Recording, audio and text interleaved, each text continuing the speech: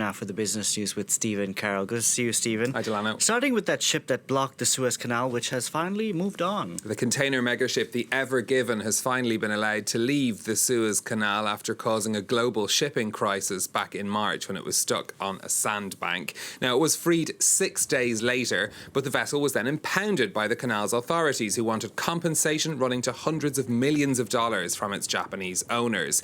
A deal has now been reached, although details haven't been published. The Ever Given has been seen moving north away from its position where it had been impounded. Its owners say the company will continue to be a regular customer of the Suez Canal. Next, the European Commission has updated its economic outlook for the EU, and it's good news. The Commission upgrading the picture for economic growth across the Eurozone. It's now expecting expansion of 4.8% this year across the EU and the bloc that uses the euro. The Commission also improving its forecast for Germany, France and Italy, with strong growth also seen for 2022. The improvement is largely due to the reopening of economies across Europe in recent months, with a further boost expected from tourism this summer. But the Commission has warned the risks from the pandemic remain high. Here in France, nightclubs are set to reopen from Friday after 15 months of being closed due to the pandemic. But there are strict rules around their reopening, which are proving too much for some businesses who say it's simply not worth their while to reopen their doors. Catherine Viette has the story. It's a return to the dance floor under strict rules. From Friday, a health pass will be needed to party once French discos reopen, but face masks will be optional. Anyone hoping to dance the night away will have to show proof that they are fully vaccinated, have recovered from COVID, or have tested negative for the virus within the last 48 hours.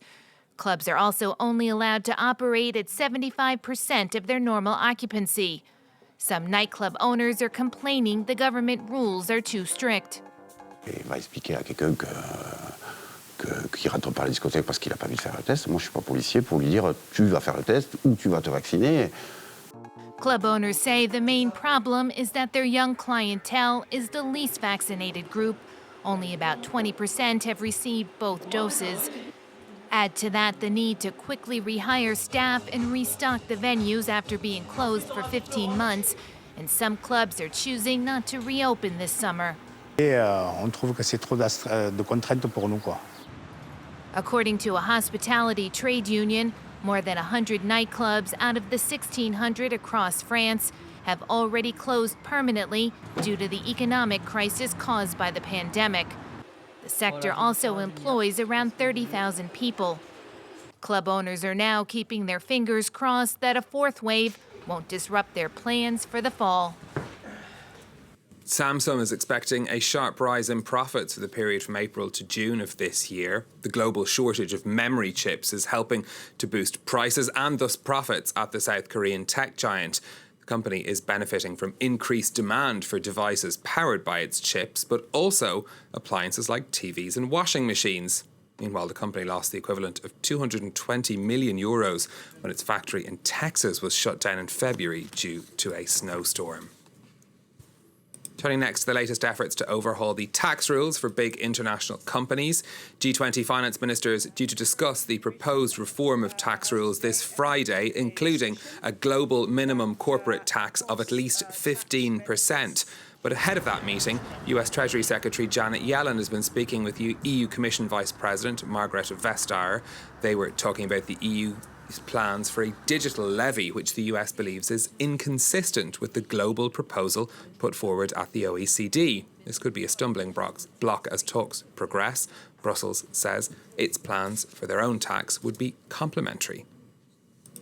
Let's take a quick look at what's happening on the stock markets next for you. We've got European shares trading up this lunchtime, gains across London, Paris and Frankfurt. The fintech company Wise, formerly known as TransferWise, has listed its shares on the London stock market from today. The direct listing values the company at just over €9 billion. Next, to a controversy over food labelling here in France. A police investigation discovered a wholesaler that had been relabelling products imported from Spain as French. Consumer groups say the discovery is unsurprising and has called for inspections to be stepped up. Zucchinis, carrots, asparagus. These vegetables are all labeled made in France. For shoppers at this local market, that's a major selling point. Je préfère acheter ici sur le marché plutôt qu'en supermarché et en France, les produits français, quoi. C'est marqué Made in France, les gens ont plus confiance. The demand for fruits and vegetables with the Made in France label has led some wholesalers to lie about their product's origin. In southern France, an investigation discovered that one large wholesaler had imported several hundred tons of vegetables from Spain and then relabeled all the produce as having been grown in France. The motivation is money. A French-grown pepper fetches €1 more per kilo than a Spanish-grown one. It's a deception that hurts both customers and local farmers. Le consommateur est trompé et du fait, après, il ne sait plus où aller, il ne sait plus à qui faire confiance et il a énormément de mal à faire confiance à la grande surface ou même à des petits producteurs, quoi.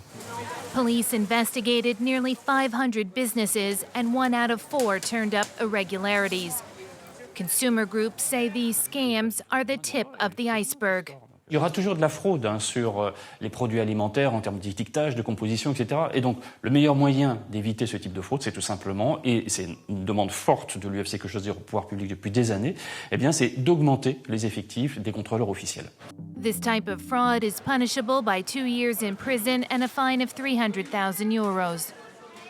Finally, for me, a new way to spend your cryptocurrency, if you have any, of course. The auction house Sotheby's is to accept payments in Bitcoin or Ether for a diamond that it's auctioning in Hong Kong this Friday. The 101-carat pear-shaped diamond could fetch as much as $15 million in the sale. That means it could be the most expensive physical object ever publicly offered for sale in cryptocurrency.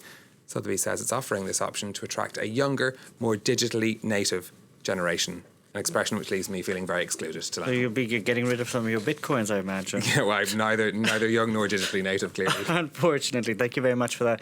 Stephen Carroll there with the business news. More news coming up. Stay with us.